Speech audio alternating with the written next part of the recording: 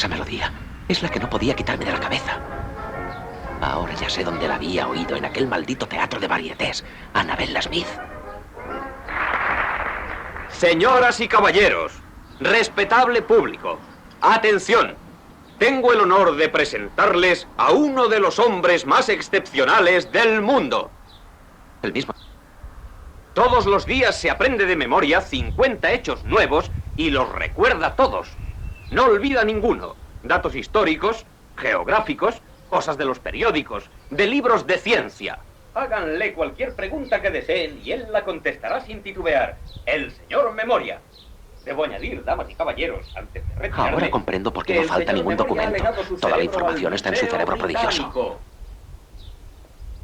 Pero no comprendo que... No se da cuenta. Los detalles de ese secreto fueron sacados del ministerio y memorizados por ese tipo. Luego los devolvieron para que nadie los echara en falta. Por eso él está aquí esta noche.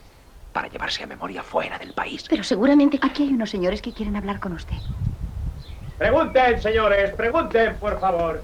¿Cuándo ganó Oxford las regatas por primera vez? ¿Cuándo murió Flores Nightingale? ¿Es usted Richard Hannay?